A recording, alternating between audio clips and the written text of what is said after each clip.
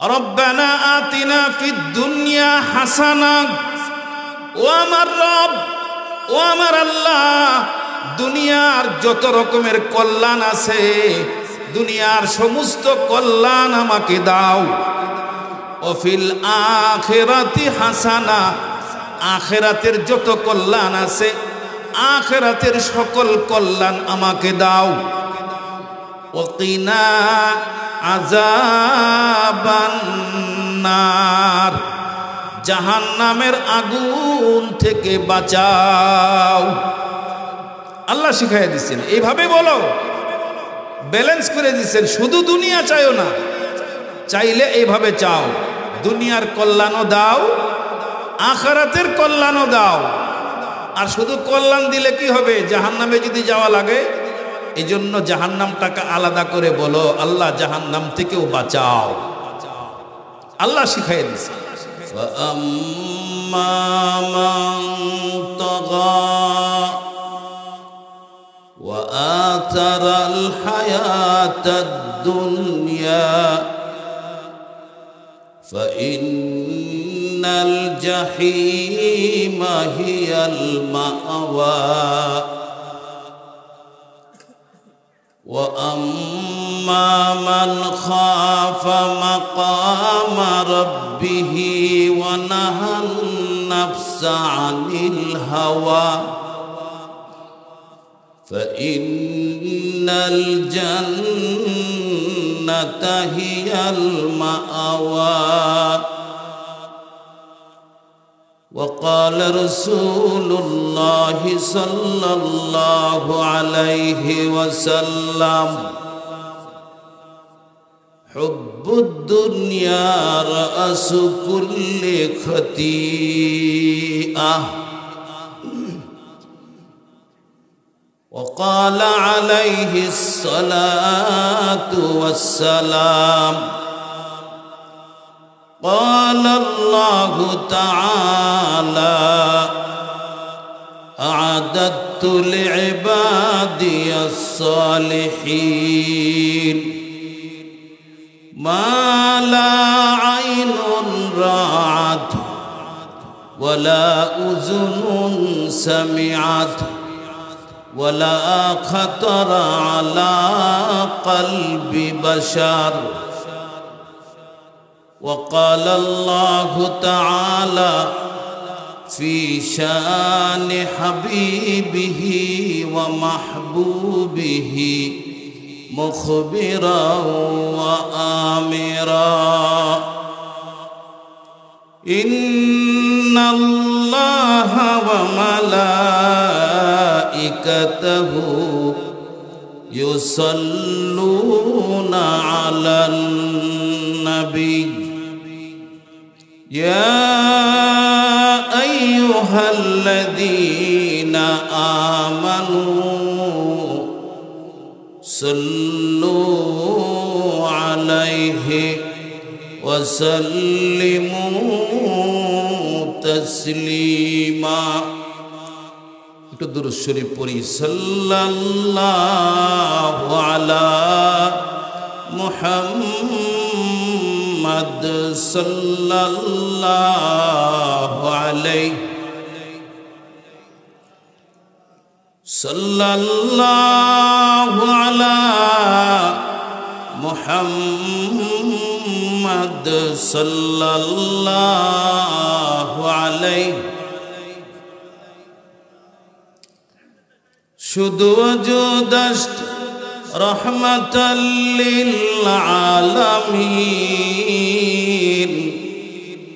শুধু ওজুদস্ত রহমাতাল লিল আলামিন মসজিদ ও শুধ হামারা ইয়া জমিন সাল্লাল্লাহু আলা মুহাম্মদ সাল্লাল্লাহু আলাইহি সাল্লাল্লাহু আলা মুহাম্মদ সাল্লাল্লাহু আলাইহি বালাগাল উলা বিকামালিহি কাশাফাদ দুজা বিজামালিহি হাসনাত জামিউ খিসালিহি সল্লু আলাইহি ওয়া আলিহি। मोमेन से कह दो हरगिज ना डरे काफिरों की शान शौकत से, कुछ खौफ खतर हो तो बदर की किस्सा याद करे। बलगल उला बिकमालिही कशफत दुजा बिजमालिही हसनत जमीउ खिसालिही सल्लु अलैहि व आलिही। काफिर की घटा घट नास के इस्लाम का नबी बरता रहा। अल्लाह जिससे आबाद करे फिरे कुन उसे बर्बाद करे।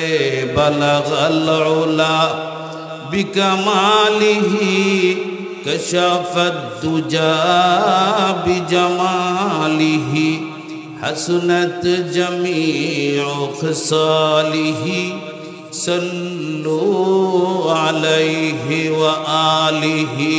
ला इलाहा इल्लल्लाह ला इलाहा इल्लल्लाह ला इलाहा इल्लल्लाह ला इलाहा इल्लल्लाह।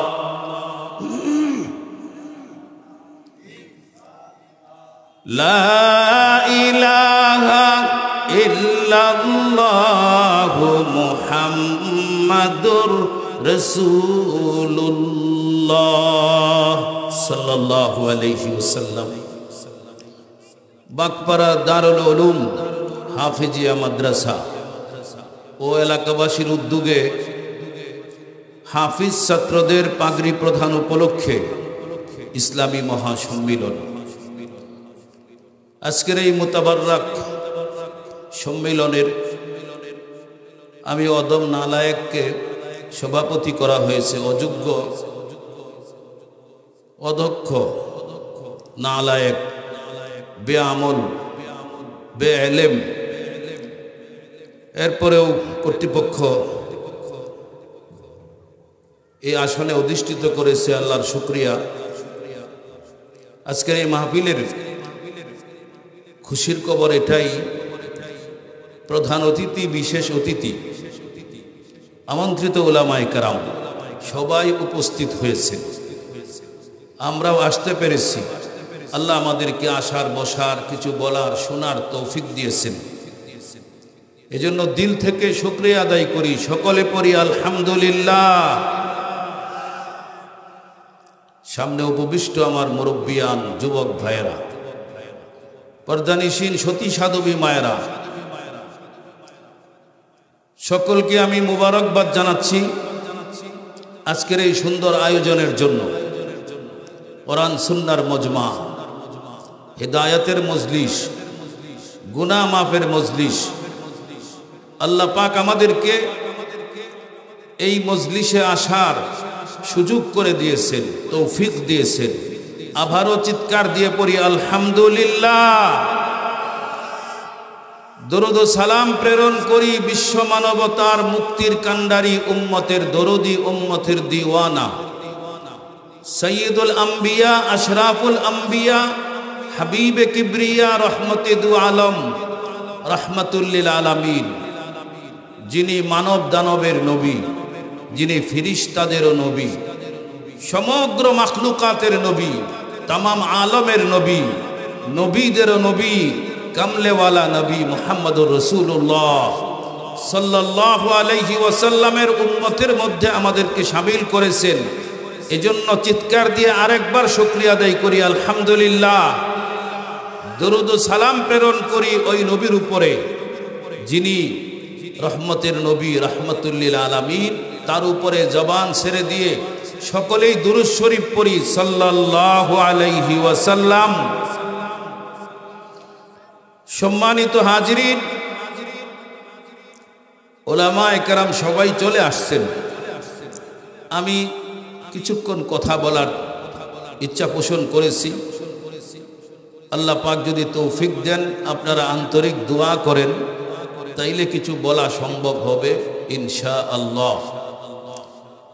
সূরা নাজিয়াতের 37 থেকে 41 পর্যন্ত আয়াতে কারিমা তেলাওয়াত করেছি।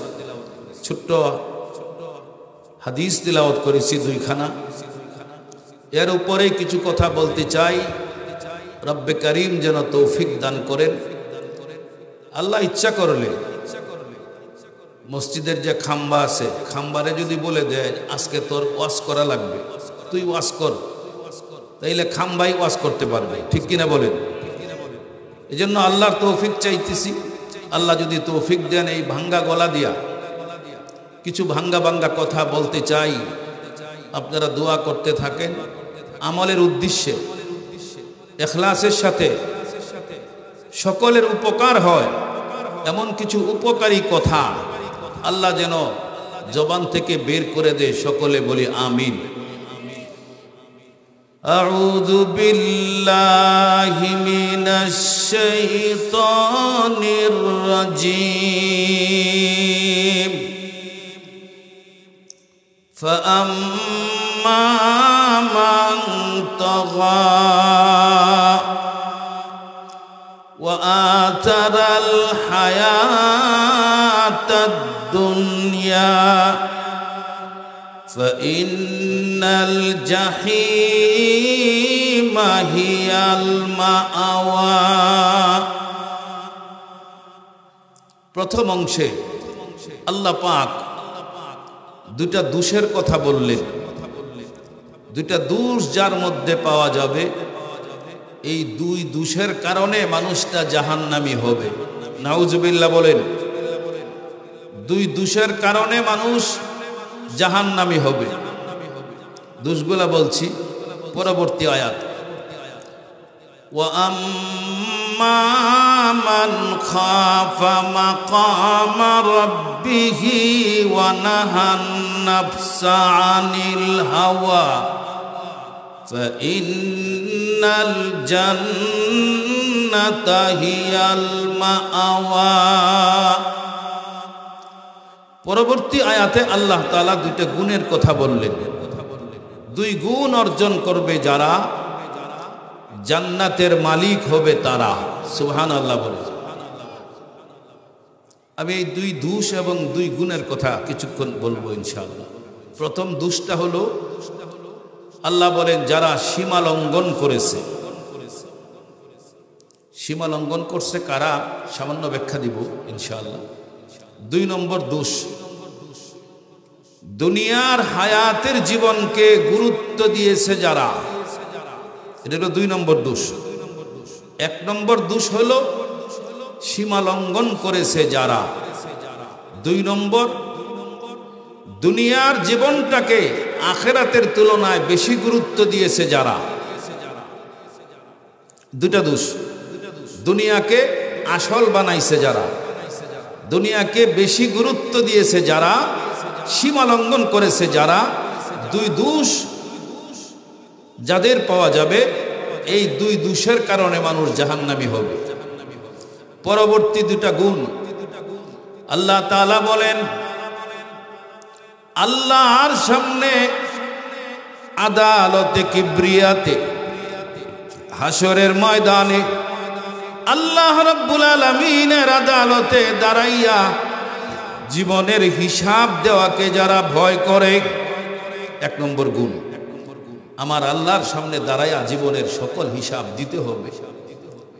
এই গুণটা যারা অর্জন করেছে, এই কথাটা মনে রাখে যারা, মনে রেখে পদে পদে প্রমাণ দেয় যারা, যে আল্লাহর সামনে আমাকে দাঁড়ায়া জীবনের হিসাব দিতে হবে, যেমনি ইচ্ছা চললে হবে না। আল্লাহর সামনে দাঁড়ায়া হিসাব দেওয়াকে যারা ভয় করে, 1 নম্বর গুণ। 2 নম্বর গুণ, 2 নম্বর গুণ হইল ওয়ানাহান নাফসা আনিল হাওয়া, মনের বিরুদ্ধ আচরণ করে যারা, প্রবৃত্তি নফসের বিরোধিতা করে যারা, 2 গুণ অর্জন করে যারা। এক হইল আল্লাহর সামনে দাঁড়ায়া হিসাব দিতে হবে। 2 নম্বর, মন মতো চলে না, মনের বিরুদ্ধে অবস্থান নিয়ে মালিককে খুশি করে। এই 2 গুণ অর্জন করবে যারা, জান্নাতের মালিক হবে তারা। সুবহানাল্লাহ। একটু সামান্য ব্যাখ্যায় আসবো, তাইলে কথাগুলা বুঝে আসবে ইনশাআল্লাহ। এরপরে হাদিস তেলাওয়াত করেছি, হুব্বুদ দুনিয়া রাসু কুল্লি খাতিআহ, দুনিয়ার মহব্বতেই সমস্ত ক্ষতির কারণ, সমস্ত গুনাহের কারণ, সমস্ত ক্ষতির কারণ হলো দুনিয়ার মহব্বত। মানুষ খুন করে দুনিয়ার মহব্বতে, মানুষ টাকা পয়সা আত্মসাৎ করে ওই দুনিয়ার মহব্বতে, অবৈধ উপার্জন করে দুনিয়ার মহব্বতে, যত কিছু করে সব দুনিয়ার মহব্বতে। এজন্য দুনিয়ার মহব্বত সমস্ত গুনাহের মূল, ক্ষতির মূল কারণ হলো দুনিয়ার মহব্বত। এই এক হাদিস। আরেকখান হাদিস তেলাওয়াত করেছি জান্নাতি বান্দা বান্দীদের সম্পর্কে।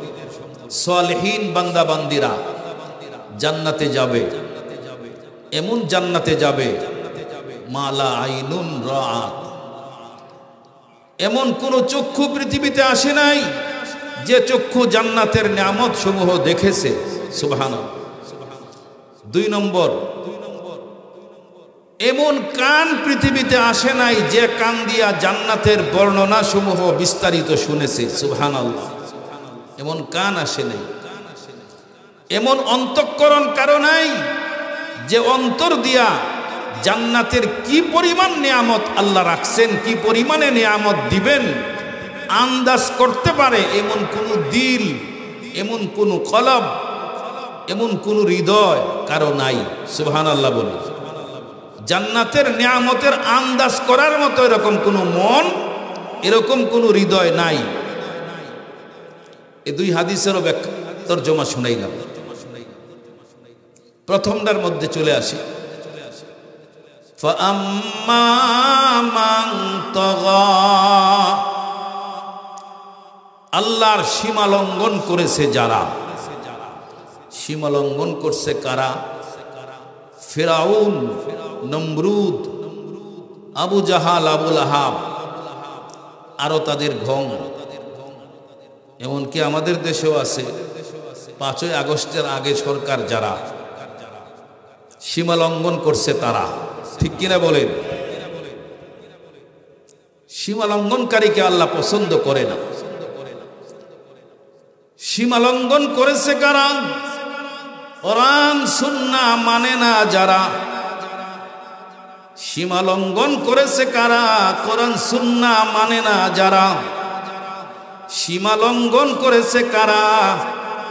5 ওয়াক্তের নামাজ আদায় করে না যারা। সীমা লঙ্ঘন করেছে কারা? কোরআন এবং রাজনীতিকে আলাদা মনে করে যারা। কোরআনের সাথে রাজনীতির কোনো সম্পর্ক নাই বলে যারা সীমা লঙ্ঘন করেছে তারা। সীমা লঙ্ঘন করেছে কারা? রমজানুল মুবারকে রোজা রাখে না যারা। সীমা লঙ্ঘন করেছে কারা? নিজের অধীনস্থ মহিলাদেরকে পর্দায় রাখে না যারা। সীমা লঙ্ঘন করেছে কারা? মা বাবার হক আদায় করে খেদমত করে না যারা। সীমা লঙ্ঘন করেছে কারা? স্বামীর আনুগত্য করে না মহিলা যারা। এরকম অনেকক্ষণ বলা যাবে, দীর্ঘ সময় বলা যাবে সীমা লঙ্ঘনকারী কারা। এজন্য সামান্য কিছু শুনাইলাম, সময় পাইলে আরো বলবো ইনশাআল্লাহ। দ্বিতীয়টার মধ্যে যাই। সীমা লঙ্ঘন করছে কারা বুঝছেন তো? একটু খালি বললাম। 2 নম্বর, ওয়া আসারাল হায়াতাদ দুনিয়া, দুনিয়ার জীবনকে প্রাধান্য দিল যারা, দুনিয়া দুনিয়া করে যারা, আখেরাতের চিন্তা বাদ দিয়া শুধু দুনিয়ার উন্নতি চায়, নগদ দুনিয়ার কামাই চায়, পদমর্যাদা চায়, বেশি বেশি মাল চায়, বেশি বেশি সুখ সম্পদ দুনিয়ায় কামাই করতে চায়, আখেরাতের চিন্তা নাই, শুধু দুনিয়া, নগদ দুনিয়া। এক লোক বলতেছে, আল্লাহ আমারে তুমি 2 লাখ টাকা দাও। 1 লাখ টাকা পাগলা মসজিদও দিয়া দেব। তোমার যদি বিশ্বাস না হয় যে 1 লাখ তুমি রাখকে দাও, বাকি 1 লাখ আমার। দেখছেন হিসাব? 2 লাখ চাই আল্লাহর কাছে, 1 লাখ দিয়ে দিব পাগলা মসজিদে। তোমার যদি বিশ্বাস না হয় তাইলে 1 লাখ রাখকে বাকি 1 লাখ আমার দেব। নগদ দুনিয়া চায় যারা, আল্লাহ অন্য আয়াতে বলেন, মান কানা ইউরিদুল আজিলাতা আজ্জালনা লাহু ফিহা মা নাশাউ লিমান নুরিদ থুম্মা জাআলনা লাহু জাহান্নাম ইয়াসলাহা মাজমুমান মাদহুরা। আল্লাহ বলেন, কিছু মানুষ নগদ দুনিয়া চায়, নগদ দুনিয়ার সুখ সম্পদ চায়। আল্লাহ বলেন, তাদেরকে আমার ইচ্ছা অনুযায়ী আমি দিয়ে থাকি। যতখানি দেওয়ার আমি অতখানিই দিই, যত সামান্য আমি তারে দুনিয়া দেই। কেন দুনিয়া চাইলো আমার কাছে? কেন শুধু দুনিয়া চাইলো? এজন্য আল্লাহ নারাজ হয়ে তাকে জাহান্নামে দিবে না। থুম্মা জাআলনা লাহু জাহান্নাম ইয়াসলাহা মাজমুমান মাদহুরা। আল্লাহ তাকে জাহান্নামে দিবেন, লাঞ্ছিত বঞ্চিত অবস্থায় জাহান্নামে অবস্থান করবে। কেন? সে দুনিয়া চাইলে। পরবর্তী আয়াত, ওমান আরাদাল আখিরাতা ওয়া সাআলাহা সায়াহা ওয়া হুয়া মুমিন ফাউলাইকা কানা সায়ুহুম মাশকুরা। পরবর্তী আয়াত আল্লাহ বলেন, আরেক দল আমার কাছে আখিরাত কামনা করে, আখিরাত চায়, আখিরাতের সুখ সম্পদ চায়। শুধু চায় না, চাওয়া অনুযায়ী চেষ্টা সাধনাও করে। আখিরাত কামায়ের জন্য চেষ্টা ফিকিরও করে, চেষ্টা সাধনাও করে, যথাযথ চেষ্টাও করে। শুধু খালি চায় না যে আল্লাহ আখিরাত আমার দাও, জান্নাত দাও, শুধু চায়া বয়ে থাকে না, পাওয়ার জন্য চেষ্টা সাধনাও করে। এবং সে মুমিন, ইমানদার। ফাউলাইকা কানা সায়ুহুম মাশকুরা। আল্লাহ বলেন, তার যে আখিরাত চাইলো, চেষ্টাও করলো আখিরাত পাওয়ার জন্য, এবং সে ইমানদার, আমি তাকে যথাযথ মর্যাদা, উপযুক্ত পুরস্কার তাকে দান করব। সুবহানাল্লাহ। সম্মানিত হাজিরিন, এই কথার দ্বারা আমি বুঝাইতে চাই, দুনিয়া আল্লাহর কাছে চাওয়া যাবে না এরকম না। দুনিয়া চাওয়া যাবে, ব্যালেন্স করে চাইতে হবে। কিভাবে চাইবেন, পদ্ধতি, সিস্টেম আল্লাহ পাক বাতায়া দিচ্ছেন। রব্বানা আতিনা ফিদ দুনিয়া হাসানাহ ওয়া ফিল আখিরাতি হাসানাহ ওয়া কিনা আযাবান নার। এই দুয়া আমরা করি কিনা? নবী সাল্লাল্লাহু আলাইহি ওয়াসাল্লাম এই দুয়াটা লম্বা দোয়া করলেও এর মধ্যে ঢুকাইতেন, শর্ট দোয়া করলেও এর মধ্যে ঢুকাইতেন। এটা একটা জামে দোয়া। সুবহানাল্লাহ বলেন। আল্লাহর শিখানো দোয়া, আল্লাহ শিখাইয়া দিচ্ছেন এইভাবে চাও। রব্বানা আতিনা ফিদ দুনিয়া হাসানা। ও আমার রব, ও আমার আল্লাহ, দুনিয়ার যত রকমের কল্যাণ আছে, দুনিয়ার সমস্ত কল্যাণ আমাকে দাও। ও ফিল আখিরাতি হাসানা, আখিরাতের যত কল্যাণ আছে, আখিরাতের সকল কল্যাণ আমাকে দাও। ও কিনা আযাবান নার, জাহান্নামের আগুন থেকে বাঁচাও। আল্লাহ শিখাইয়া দিচ্ছেন এইভাবে বলো, ব্যালেন্স করে দিচ্ছেন। শুধু দুনিয়া চাইও না, চাইলে এইভাবে চাও, দুনিয়ার কল্যাণও দাও, আখিরাতের কল্যাণও দাও। আর শুধু কল্যাণ দিলে কি হবে? জাহান্নামে যদি যাওয়া লাগে, এই জন্য জাহান্নামটাকে আলাদা করে বলো, আল্লাহ জাহান্নাম থেকেও বাঁচাও। আল্লাহ শিখাইয়া দিচ্ছে। আল্লাহ যে কত দোয়া শিখাইছে কোরআনে কারিমে, নবীর মাধ্যমে। আমরা দোয়াগুলা করলে এর সুফল পাইতাম, কিন্তু দোয়াগুলা আমরা করি না।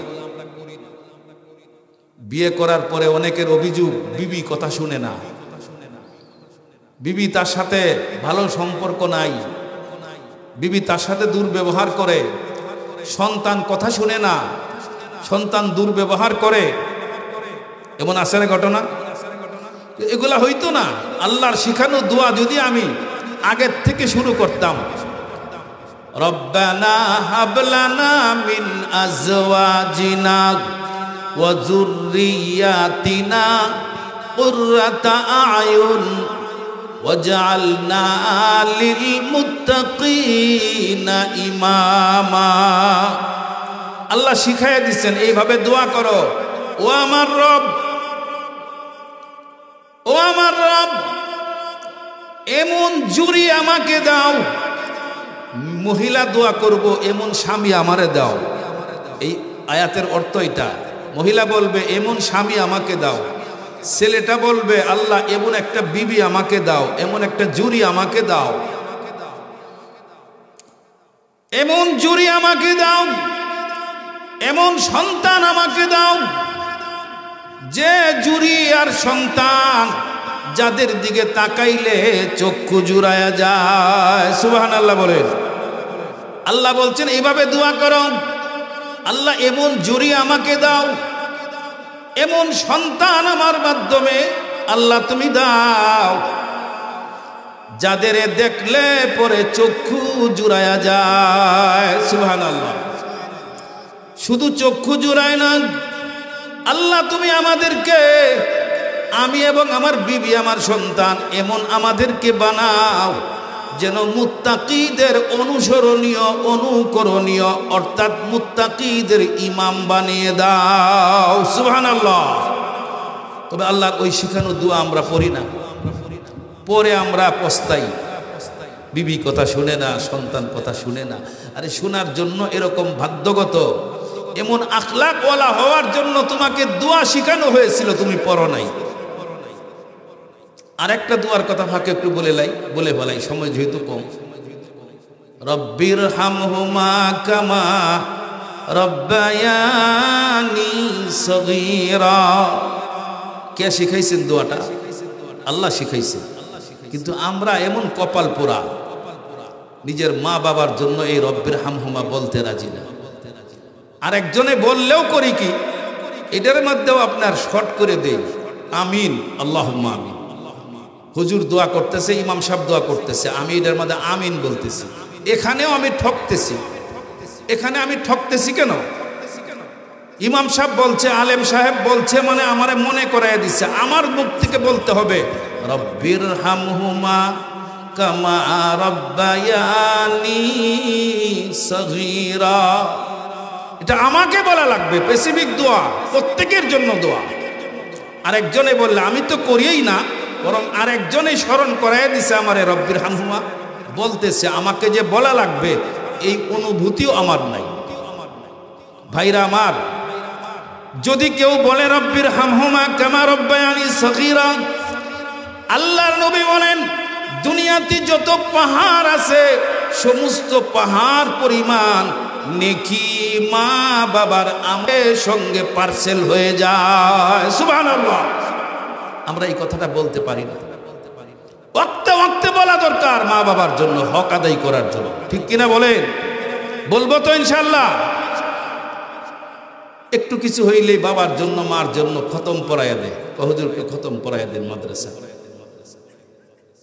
বছরে একটা বড় আয়োজন করে, কিছু খাওয়ানো লাগবে লোকজনদের, বাবা আমার জন্য বিশাল আয়োজন করে। এর দ্বারা বাপ মার হক আদায় হবে না, জীবনেও হবে না, তো শৃঙ্খলেও হবে না। আপনি নিজে দোয়া করেন, নিজে পারেন না, মা বাবার উদ্দেশ্য করে নিয়ত করে একবার সূরা ফাতিহা পড়েন।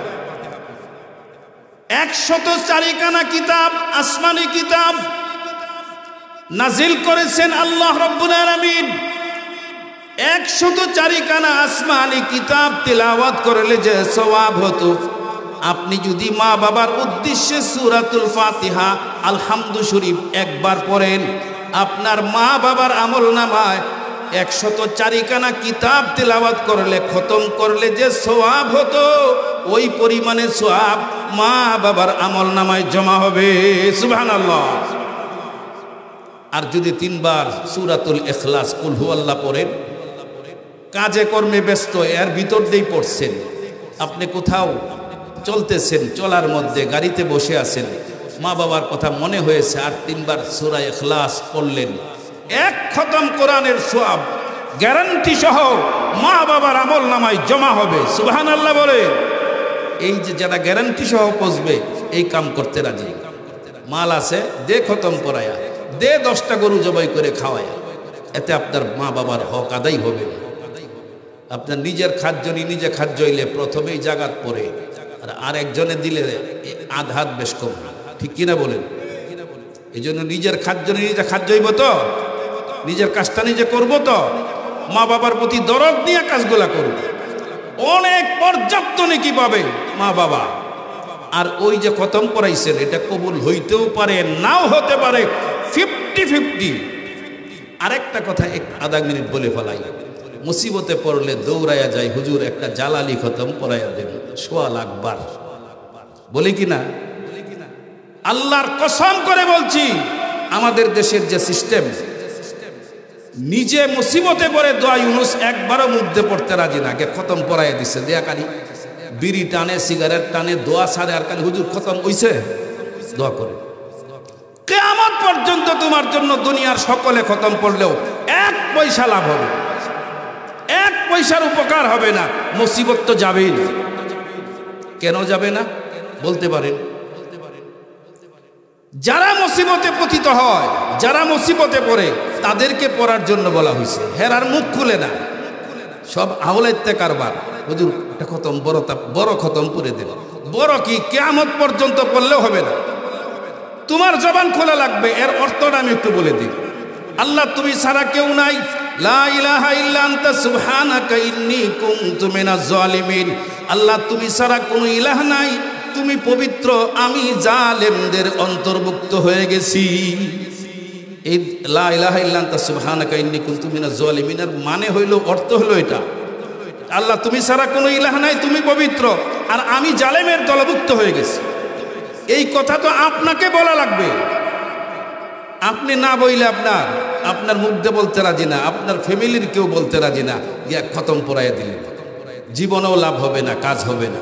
এই জন্য মুসিবতে বললে ঘরওয়ালা, আপনার ফ্যামিলির সদস্য, আহলিয়া যারা, আহাল যারা, এদেরকে বলবেন সবাই দোয়া ইউনুস পড়তে থাকে, না হয় ইন্না লিল্লাহ পড়ো, না হয় আরো নবীজি দোয়া শিখাইছেন, লা হাওলা ওয়ালা কুওয়াতা ইল্লা বিল্লাহ পড়ো, বিভিন্ন দোয়া নিজেরা পড়া লাগবে। নিজেরা পড়ে যদি বলেন, মৌলানা আব্দুল আলিম সাহেব, মুফতি সাহেব, আপনার মাদ্রাসায় একটা খতম পড়াইয়া দেন, আমরাও সবাই পড়তেছি দোয়া ইউনুস, আপনিও একটু হুজুর খতম পড়ে ছাত্রদেরকে নিয়ে, মাসুম বাচ্চাদেরকে নিয়ে একটু দোয়া করে দেন। এই দোয়াটা আপনার জন্য সাপোর্ট হবে, এই দোয়াটা আপনার জন্য প্লাস হবে। বুঝাইতে পারছি? আপনারা জবান খুললে মাদ্রাসায় পড়া দিলে যদি আপনার খতম পড়াইয়া দেন, এইটা আপনার জন্য লাভ হবে, প্লাস হবে। আর না হয় আপনি পড়বেন না, আর অন্যরা পড়বে, বাংসে এক জায়গায়, ব্যান্ডেজ দিবেন আরেক জায়গায়, খিদা লাগছে এক বেড়ার, খাইব কি আরেক বেড়ায়, বাথরুম ধরছে এক বেড়ার, সারব কি আরেক বেড়ায়। এক ব্যাকল আমার করিমগঞ্জের, এটা বাড়ি এলাকায় গিয়া শেষ করেছে, বাড়ি এলাকায় গিয়া কইতাছে, কয় ফালু ভাই, তোমার বউ এমন ঝগড়া লাগছে, 10-এ বাইশে আমরা ফিরাইয়া পারি না, এমন ঝগড়াই লাগছে। শেষ পর্যন্ত তোমার বউরে আমি গেছিলাম ফিরাইতাম, আমারে এক ধাক্কা দেনে ঘরের দায়রের সাথে মিশাই আলছে। তোমার বউয়ের তো ফিরাইতেই পারলাম না ঝগড়ার থেকে, এমন ঝগড়া লাগছে। খালু ভাই পরে করছি কি জানো, তোমার বউয়ের 3 তালাক দেখ করে সাইরেত হয়েছে। সেই রাম ছাগলে করে কি আপনার ঠাসা কান্দন জুড়ছে, ওতে আমার ফুলা ভানের কিতা হইব। কিরে রাম ছাগল তুই বুঝস না, তোর বিবিরে আরেকবার তালাক দিলে হইব? কি বলেন চলবো? তাইলে আপনি মুসিবতে পড়ছেন, খতম আরেকবারে করবো কেন? আপনি পড়েন, এরপরে মাদ্রাসায় যান। বুঝাইতে পারছি? আল্লাহ বুঝার তৌফিক দান করেন।